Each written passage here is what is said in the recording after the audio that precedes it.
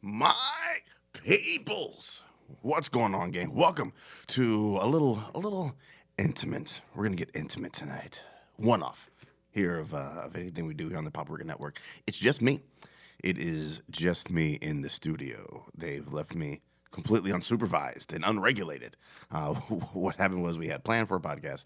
That plan ended up not being able to happen, and my dumbass couldn't cancel the studio time. So here I am, trying desperately to fill an hour. So here's what we're going to do today. Since Star Wars is right around the corner, it's right there. If you bend your neck, crane it just far enough, you can kind of see it right there around the corner, man. The end of the Skywalker saga. That's what it's all about. If you listen to the Poprika podcast hosted by Rick Pressis over there, he had an episode earlier in this season 13, about sticking the landing. He was talking about Game of Thrones, how they kind of failed to stick the landing. He was talking about how Avengers Endgame did stick the landing. And it, of course, the jury is out. It's to be determined how J.J. Abrams manages to stick the landing. That will be the quote-unquote end of the Skywalker saga. 3 trilogies of storytelling is supposed to wrap up with this one movie. Will it stick the landing like Endgame did? No, it won't. Probably not. Because Endgame was chock full of callbacks and fan service moments. I have a suspicion that we will not get that in episode 9, but we will just get a good, solid story, which for me, that's enough. The question remains to be if the Last Jedi haters are on board with it and seeing what they talk about. I have a sneaky suspicion that a number of them have already made up their minds that they will not like it. I would not be surprised if there are also a number of people who've made up their minds that they will like it. But it remains to be seen, right?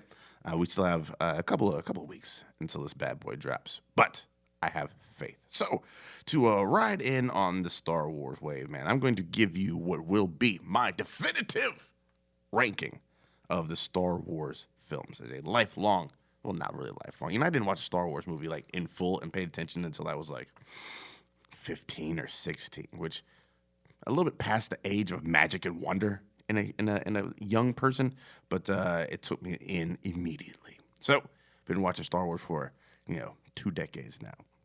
So this is my list, man. We're gonna take it from 10 all the way up to the 1. And anybody who knows anything about Star Wars can make a very educated guess on what the number 1 is gonna be. I think it's the majority of people's number 1, but we'll talk about that when we get there. Number 10!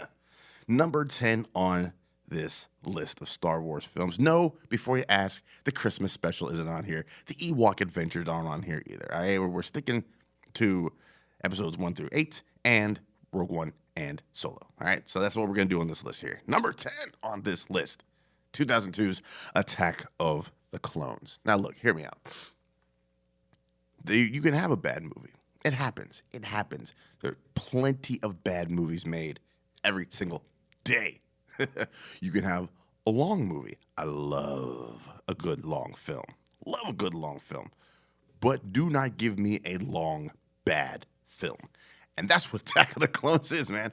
It is a long, bad film. That shit's sitting something like 2.5 hours or 2 hours, 20 minutes or something like that. And boy, does it feel like 5 hours. Honestly, Attack of the Clones, when they are at Genosha, towards the third act of that movie, and I'm like, this movie's still fucking going. That's how I feel about this movie. There's very few redeemable things about this film. I was completely unprepared for this show, so I'm doing this all on top of my head. You got a completely very aged up by a solid decade or so, if not more, Anakin Skywalker, while everybody around him still looks the exact same age. That never made any sense to me. I guess he hit a major growth spurt, and everybody was like, good for you, Annie. So that always just didn't sit right with me. Like, he was just a kid. Last movie, he was just a kid. Now he's a damn near full-grown man with pecs. And nobody's commenting on how no one else looks any different than he does. They gave Obi-Wan some longer hair, I think. They gave him like a beard. I think he had a beard in that joint. So yeah, progression for Obi-Wan. This movie is just not great. It's not great. And this, I think, was George Lucas at the height of his not giving a fuck about actors and focusing more on the technology. And that's for this prequel trilogy. That is the one thing I think that George Lucas completely fumbled the ball on.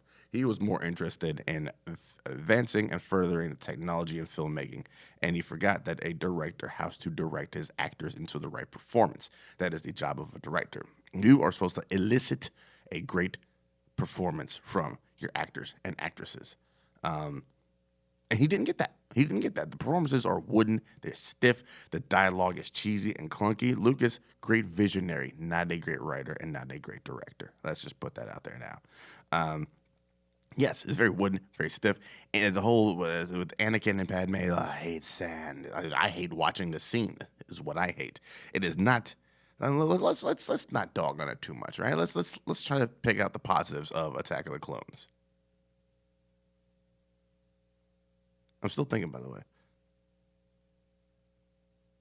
Okay. Check this out. Here's something great. That dress that Padme is wearing. When Anakin's all, I've always been in love with you, and she's like, you're not getting my love, gumbo, baby. That dress she's wearing is a fucking fire outfit. I was like, man, props to the costume design on that dress. I fucking love that dress, by the way. Other than that, not much. We get a little bit of Jango Fett, just as useless as Boba Fett. I'm starting to think the uselessness just runs in the family of Fetts. That's all it is. They just get this Mandalorian armor, and they're like, well, time to do nothing. That's my feelings on episode 2, Attack of the Clones. It's not great. You get a little setup at the very end there with the digital plans for the Death Star. That's kind of dope. But it just looks like a couple of actors and a shit ton of blue screen behind them. That's what that movie feels like to me. Like it doesn't even look like they came close to trying to build a lot of sets for this movie because it was just all over CGI. It was not great. So that's my review on Star Wars Attack of the Clones. Number 9 on this list is, of course, The Phantom Menace. Oh, boy, I tell you, it's a rough one, there are prequel apologists out there, and I need to get some of them on this show to defend the prequels. I'm working on that, by the way, and I'm not sure when some of this stuff is going to come out. We're just recording shit to record shit these days, I tell you. But I do have some more Star Wars stuff on deck. Whether you've already heard that or you're hearing this first, there's more Star Wars stuff on deck. We gotta milk this cow, baby. The Phantom Menace is not great as well. 1999, George Lucas was like, I'm gonna bring you a new Star Wars movie, and the world lost their minds over this shit. The level of hype for this movie would be unmatched, I think, until the level of hype for Infinity War. There's nothing in between 1999 and 2018 that came anywhere close to matching. Maybe like Avengers was a little blip on the radar, but yeah, the people were losing their the toys flew off the shelves day one for episode 1 merchandising. It was just nuts to be a part of that joint.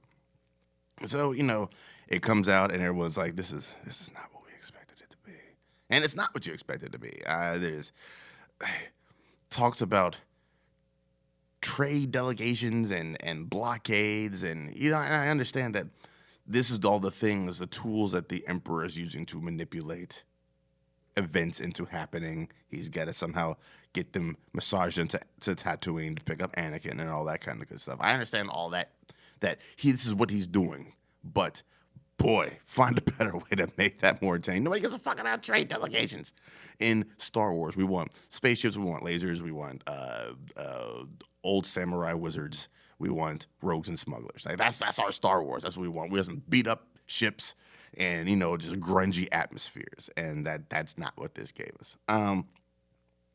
So we get this is going to be our core prequel trilogy cast, right? So Natalie Portman's in there, Ewan McGregor's, Ian McDermott, of course, coming back. Liam Neeson's gives us one good movie. And I really do enjoy Liam Neeson in episode 1, The Phantom Menace. It is a dope role. I wish we could have gotten more of that. I wish he would have stuck around, kind of like Obi-Wan stuck around in ghost form in Empire Strikes Back and Return of the Jedi. But we didn't get that, unfortunately. Unfortunately, we didn't get that. But, and in the end, it's Qui-Gon who ends up, pretty much figuring out the way to become Force Ghost, which will, of course, affect things later on down the road. Everybody talks about the Darth Maul scene. I mean, or the final fight, whatever you want to call it. It is 1,000% one of the best scenes in Star Wars. There's just no... What we knew about lightsaber fights up to this point was what we got in Star Wars with Vader and Obi-Wan, two old men who didn't get a chance to stretch beforehand, both who hadn't had a lightsaber fight in, 17 years, damn near 2 decades, as far as we know. We'll have to see what the Obi-Wan series is talking about. But yeah, no lightsaber. Well, no, that's not true, because you got Clone Wars and Rebels and all that kind of good stuff in there where Obi-Wan was still doing shit. But these two hadn't faced off since the end of Episode 3, right? So it had been a while.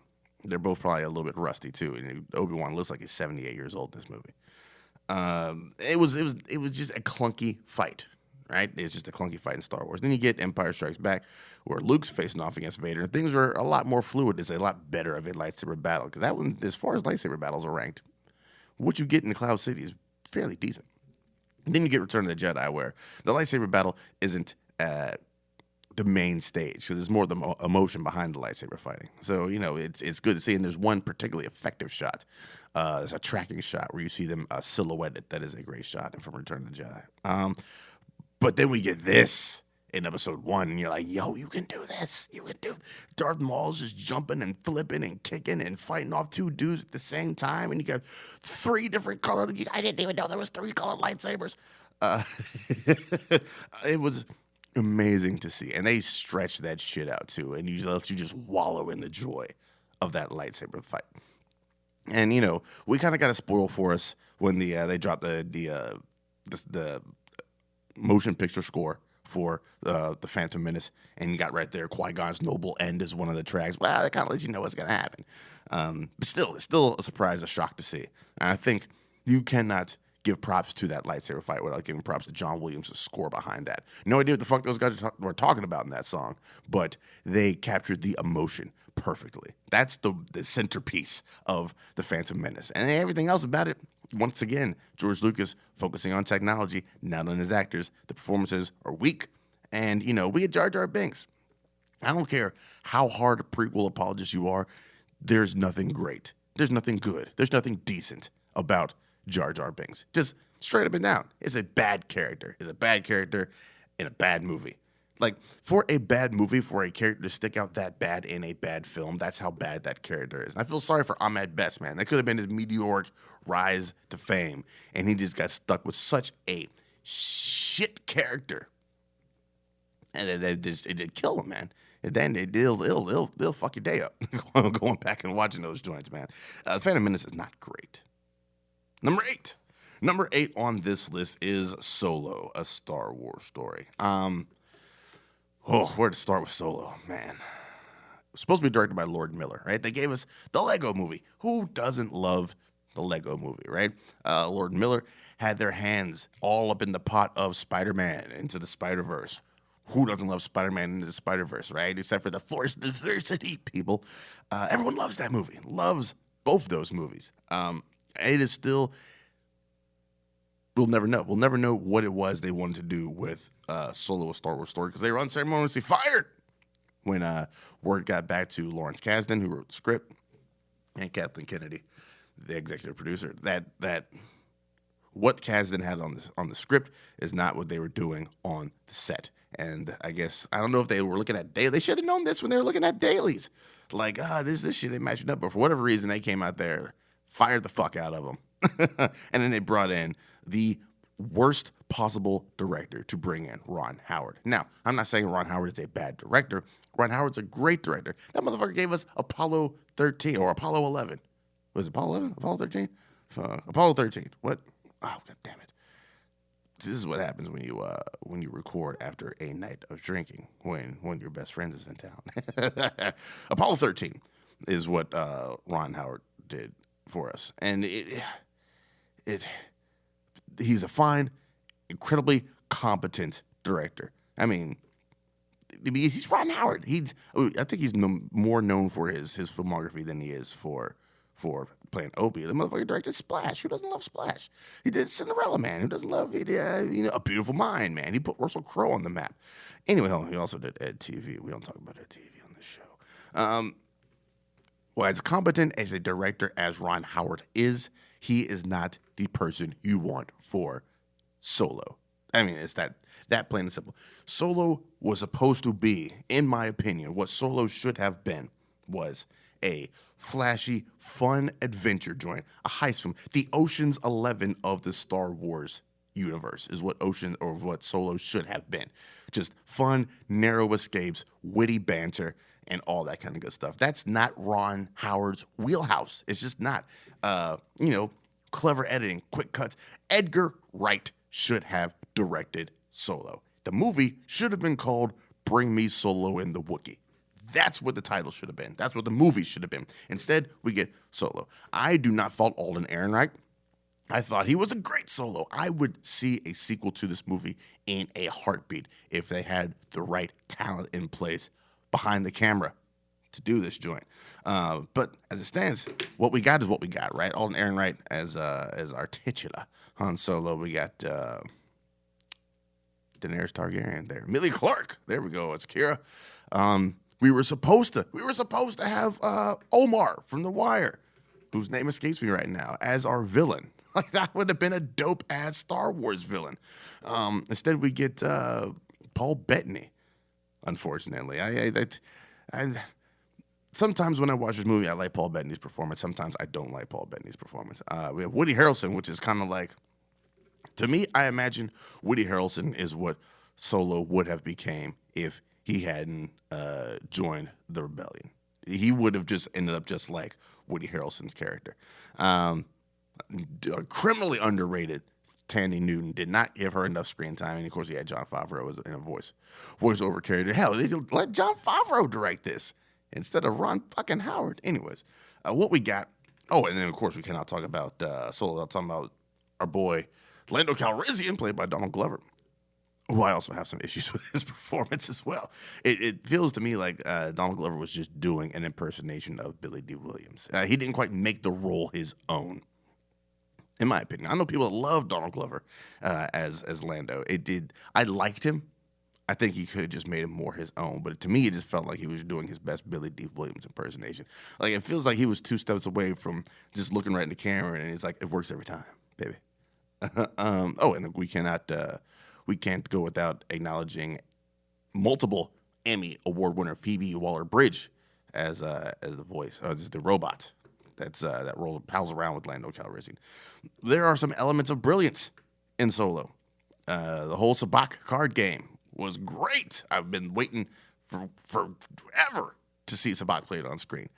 Not exactly how they described it in the books that are no longer canon, but I'll take what I can get. There's some decent action sequences. The thing that bugs me probably the most about Solo is that damn Kessel Run.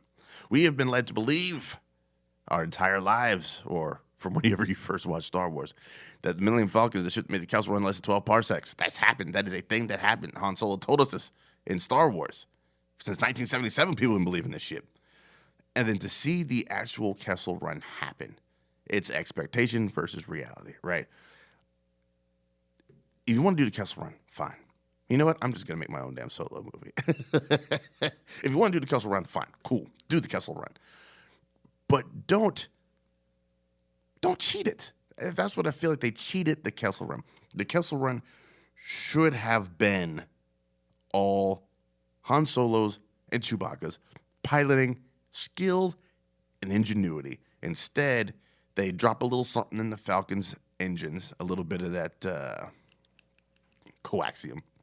They drop that into the engines, and then that's what makes the ship go faster, and therefore that's how you get the less than 12 parsecs, because of something that enhanced the engines. I think that took away from Han Solo's agency and his ability to pilot the Falcon. It should have been due to his own prowess.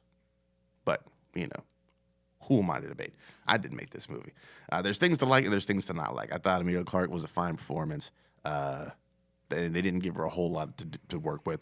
I thought Woody Harrelson and Alden Ehrenreich are the two anchors of this movie.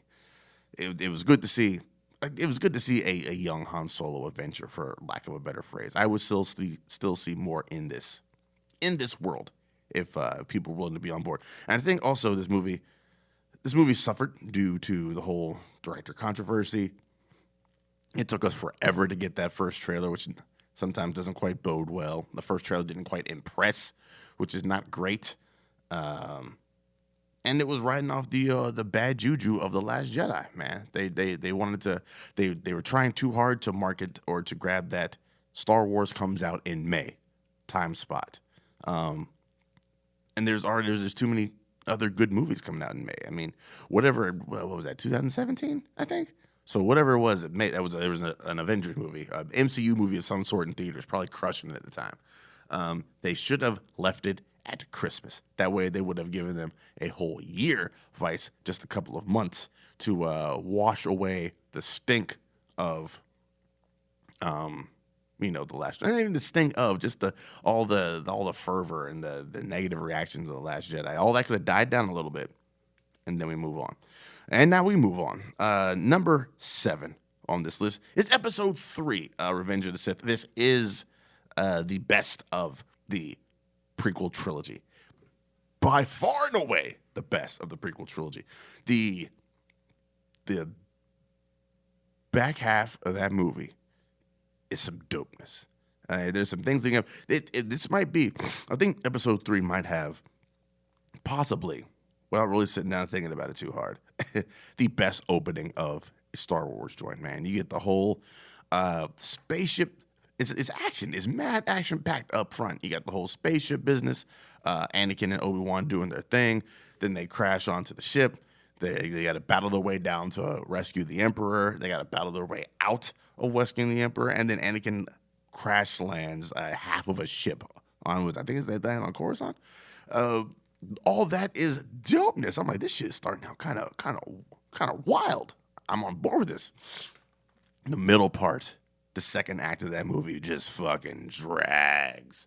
You could get the manipulation of Anakin, which it's looking like that's what they're going with for, or the Rise of Skywalker is, the whole thing between Palpatine talking about, Siths cheating death and all that kind of good stuff. It looks like that's exactly what they're setting up for. Hopefully I'm surprised, and that's not the case. And then you get into the back half, or the back third. The third act that's where all your emotion is packed in, right? I think they waited too late to have Anakin really turn it bad, and then they did it too quickly, if that makes any sense to you. That turn should have started, they give you little hints of it here and there. In Attack of the Clones, one scene especially where Obi-Wan and Anakin are arguing, and Yoda's like, something ain't right somewhere. But I think the turn still happens too quickly in Episode 3. But after that turn happens, man, and you get the whole Obi-Wan versus Anakin, is a pretty fucking dope lightsaber battle. I think that ranks number 2 as far as lightsaber battles go, because there's emotion, some good emotion behind that, especially, with Obi-Wan yelling at him, "You are the chosen one. You're my brother. I loved you." And Anakin's just like, "I hope you die, old man." "Okay, boomer." That's pretty much what Anakin is yelling at him when he's all burnt up laying down on the ground. "Okay, boomer." But I will say that there's some issues with that lightsaber fight that I did not realize until my friend pointed out to me. When you go back and you watch Episode 3, because you are required by law to go back and rewatch 1 through 8 leading into 9. That's how pop culture works.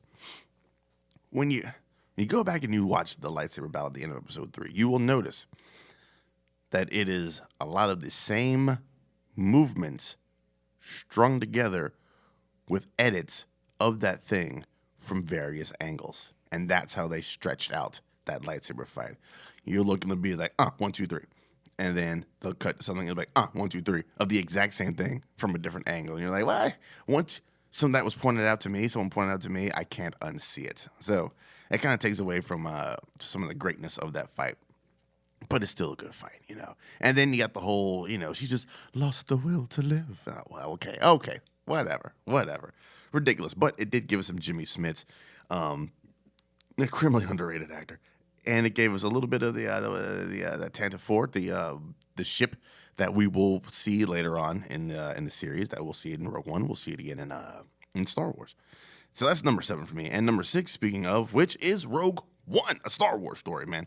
Rogue One, a Star Wars story. Oh, man, this would have placed a lot higher on the list if Gareth Edwards had been able to do what he wanted to do with this movie. He wanted to go a little bit dark with it, man. He wanted this to be the Saving Private Ryan of Star Wars. And I was 1,000% on board for that. Go a little bit dark, get a little bit grimy. But it's Disney. And you don't say no to the mouse.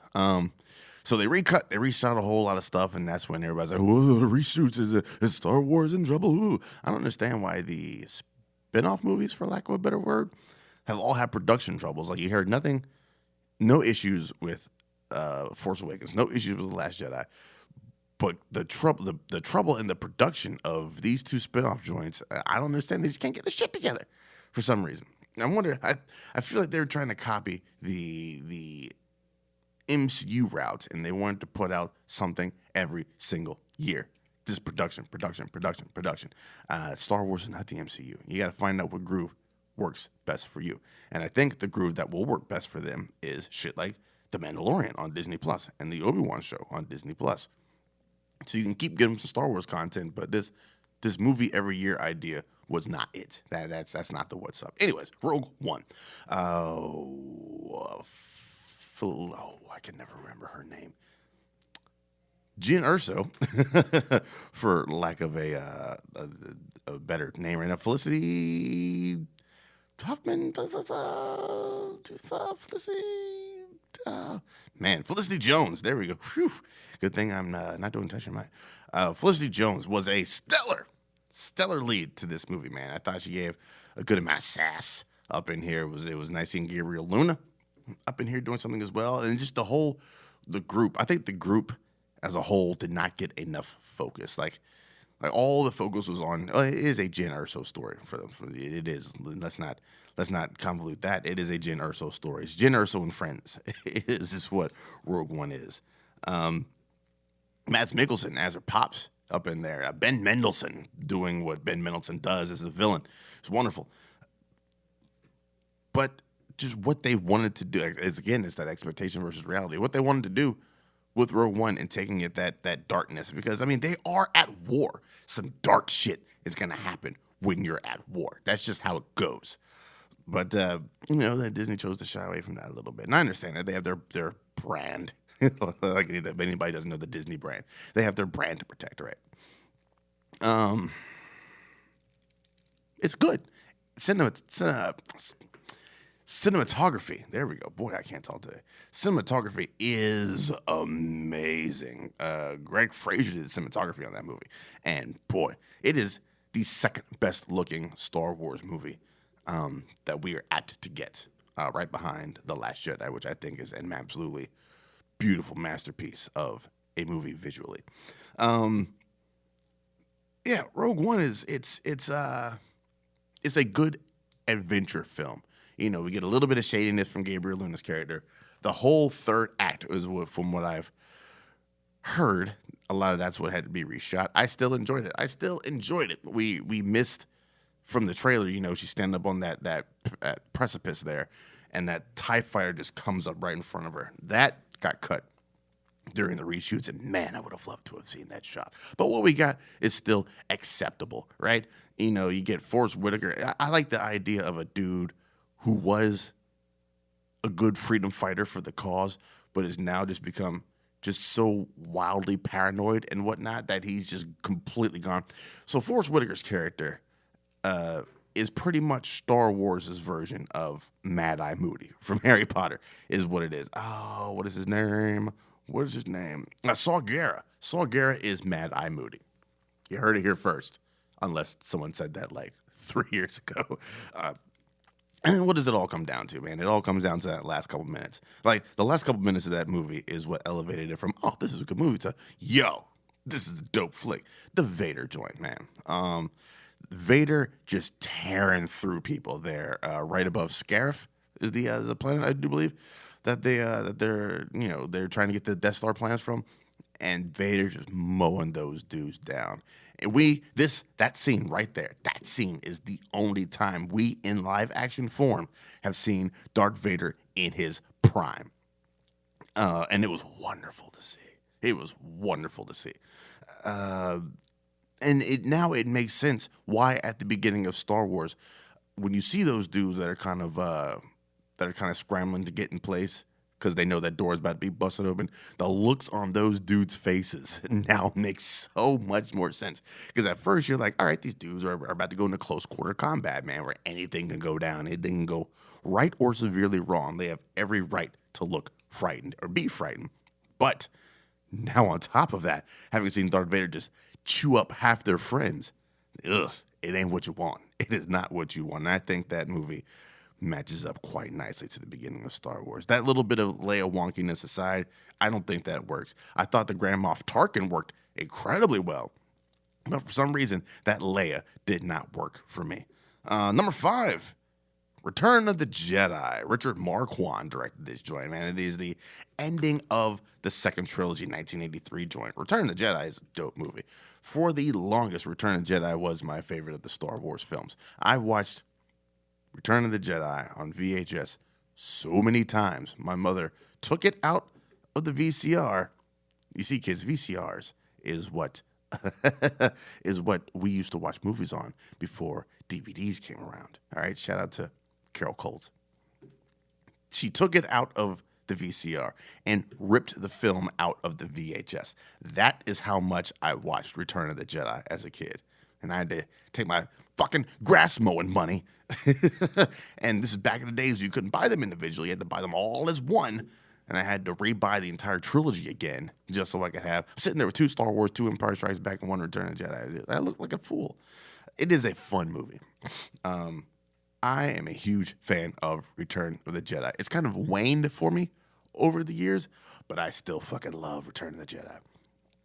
It wraps up nicely. You get a version of the absolution of Darth Vader. You get the destruction of the Emperor. You get Han and Leia finally coupling it up. You get the Luke and Leia brother-sister reveal. Creepy. Lando gets to atone for selling out Han Solo. Wedge gets some shine. There you get that aforementioned emotional ass lightsaber battle. Shout out to John Williams for that score behind it, by the way. It is a good father-son movie. that third act is a great father-son working their family shit out movie. That's what it is. Star Wars is a family movie, baby. The acting, I thought everybody's acting is very on point in this film. I'm glad by this point George Lucas decided he didn't want to direct Empire and Jedi because he should not have. We would have gotten some wooden-ass performances out of those guys. I think Han Solo was in full roguish Han Solo mode. He's got some great quotables in here. He got the fly casual.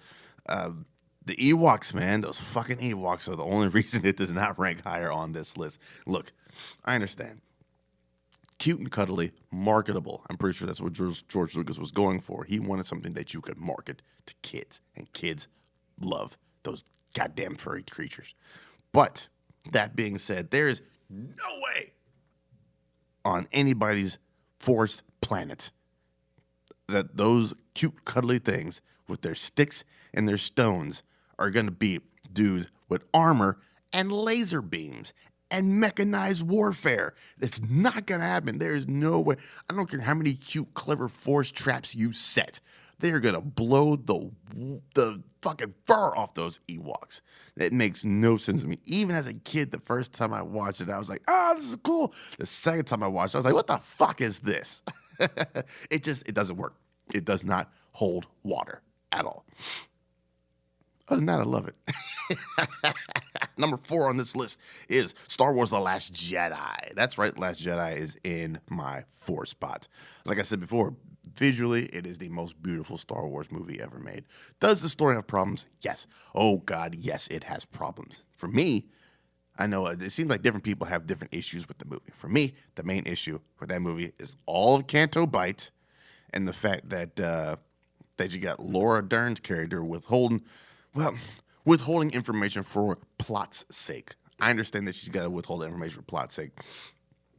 But Poe Dameron is definitely a cocky cock coming up in here demanding to know the plans when he had no business knowing the plans. He's not on the planning committees, all right?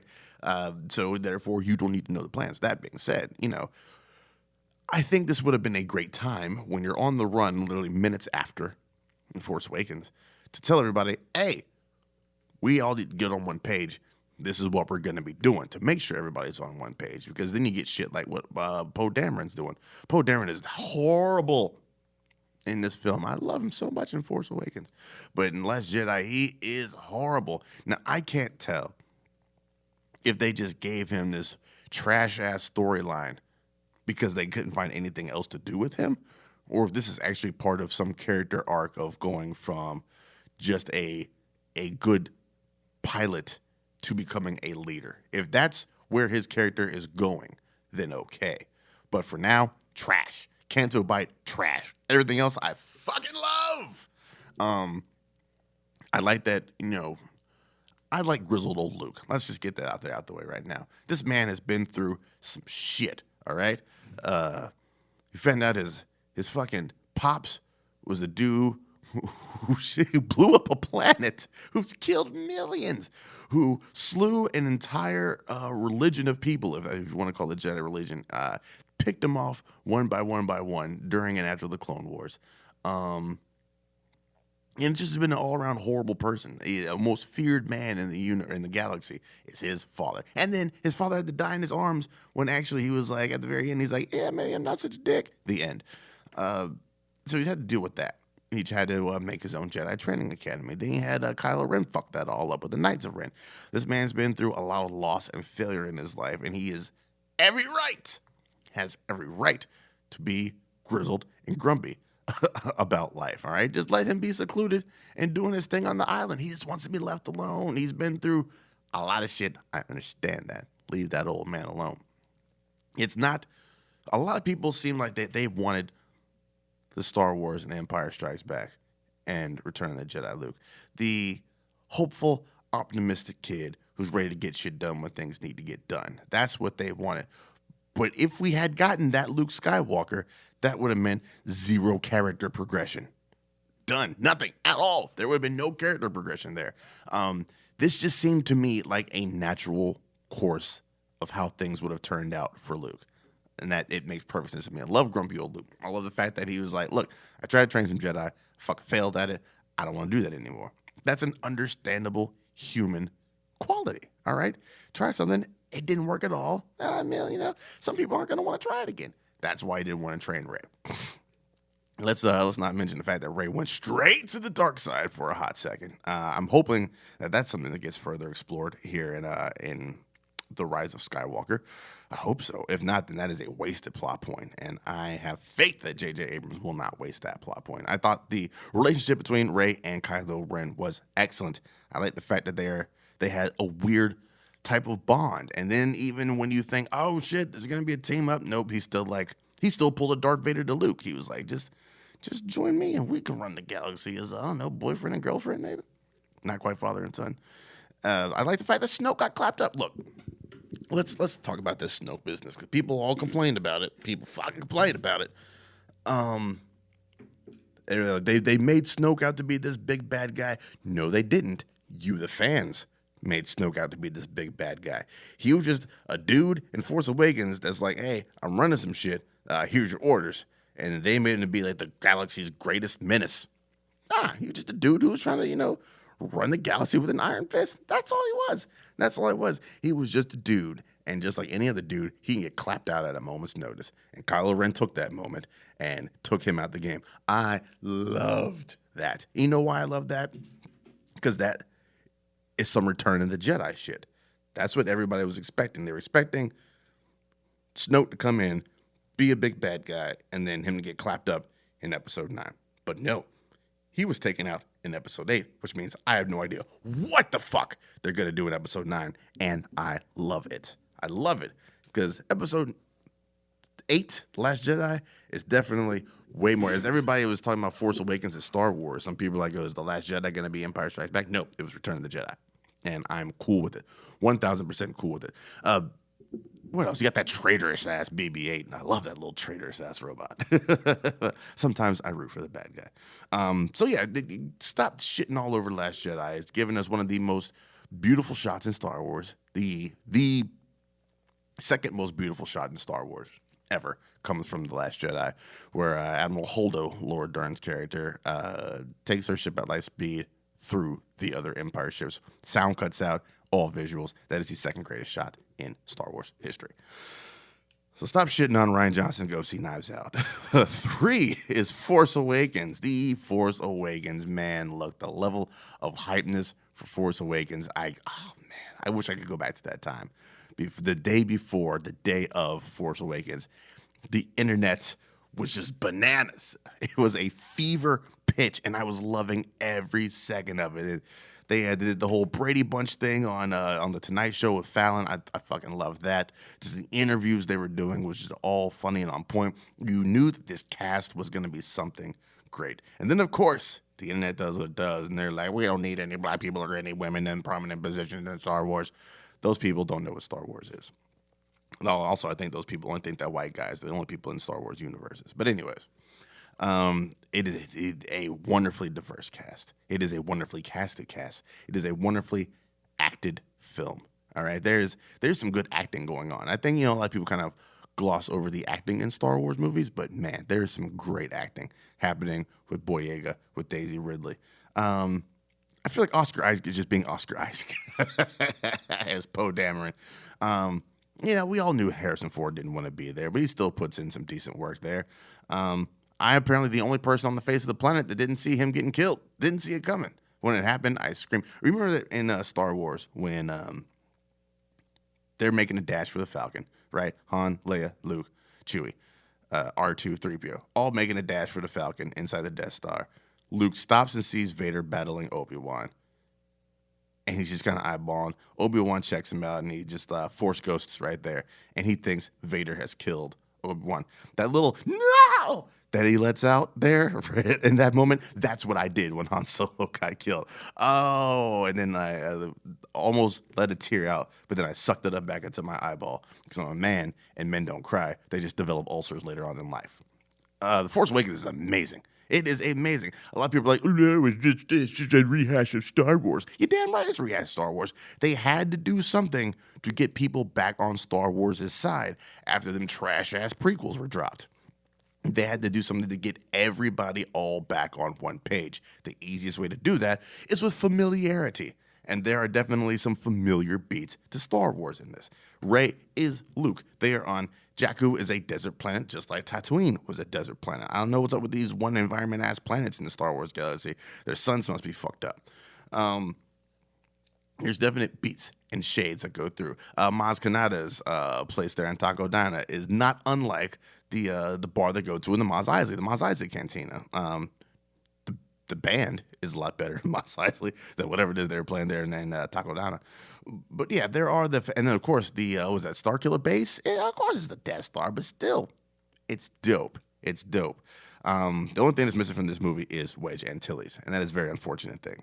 Very unfortunate thing. But The Force Awakens it's magical. I have waited since I first saw Star Wars to see the Millennium Falcon do the things they did in that movie. And Millennium Falcon is my favorite spaceship of all time. Nothing will ever touch the Millennium Falcon as far as spaceships go. I mean, the closest thing you're going to get is Serenity, and that's just based off of the Millennium Falcon. We've always heard that Han Solo was a good pilot, but we never see the Millennium Falcon do too many good pilot things besides like a barrel roll in Empire Strikes Back. Because they didn't really have the technology to do super fancy things, or George Lucas didn't feel like. He did all super fancy flying with the X-Wings and didn't really save much for Millennium Falcon. But what Rey does with the Millennium Falcon, with oh man, my memory's going. What Rey does in Millennium Falcon with Finn there in the gunner seat, when they first snatched the Falcon off of Jakku, they're being chased by the TIE fighters through the ruins of the Battle of Jakku. That's what I have been waiting for. That is when I fell in love with this movie, is that scene right there. Rey's piloting that shit with no co-pilot, by the way, and Finn's down there clapping up TIE fighters left and right. She takes them through the ruins of that old Star Destroyer, whatever it is, when she she hits that maneuver after Finn gets stuck in the forward position. She hits that maneuver so he can pick off that last guy. That's it. That's when I was like, that's it. I'm sold. I'm sold on the. You could have told the rest of that movie with popsicle sticks, and I would have been all on board with it. Number 3 is Force Awakens, baby. Number 2, Star Wars. That's right. Star Wars Episode 4, A New Hope.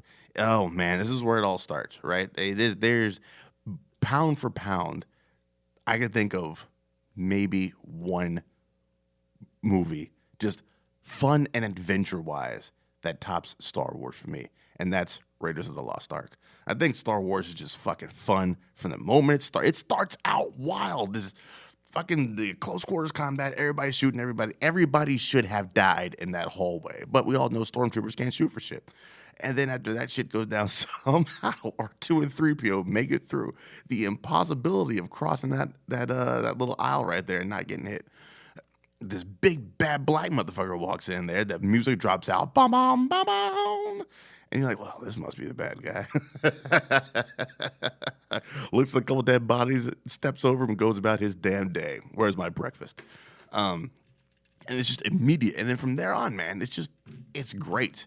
You got the 2 droids. They're definitely reminiscent of the 2 characters from Kurosawa's Hidden Fortress. So there's a lot of cribbing, a lot of homages. We'll say that's what they use in the Hollywood term. They don't steal anything; they just do homages to things. Shout out to Quentin Tarantino. That it all works. It's a hodgepodge of different things that Lucas brought together, and it just works. You got your 2 comedic reliefs. You got space wizards. You got lasers. You got battles happening. It is wonderful.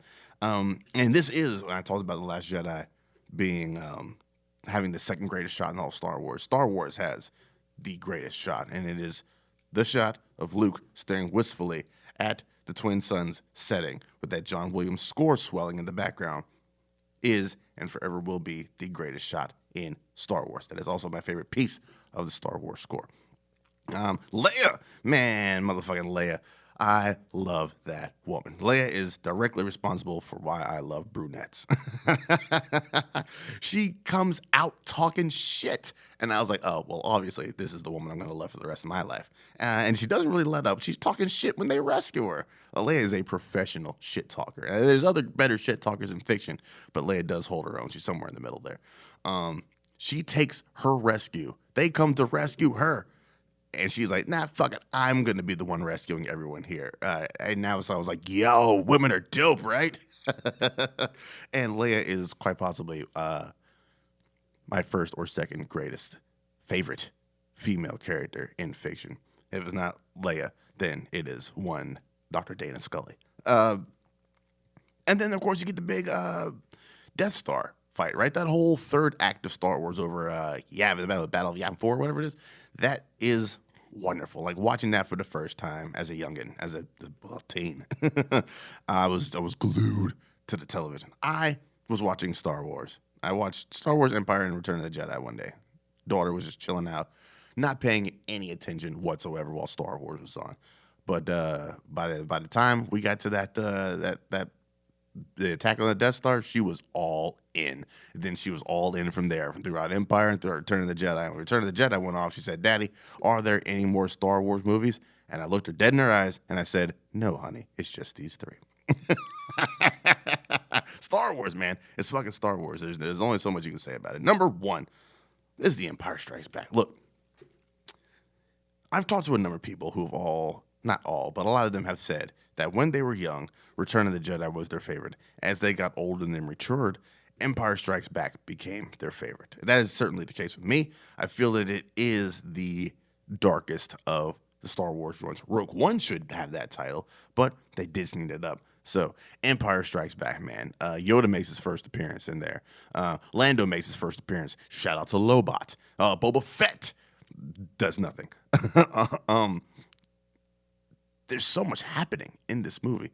You get that opening Hoth battle, which, man, that's all beautiful to watch, man. You get your snow speeders in there. I think there's some A-Wings maybe in there. Yeah, but the snow speeders wrapping up the legs there of the AT-ATs, as they're appropriately pronounced. I think you see an ATST go through, too. That's all you see. Luke up at the Rogue Squadron, man. It's always nice to see the Rogue Squadron in action. You get our boy Jansen making a great shot. I don't know why I thought that was so funny.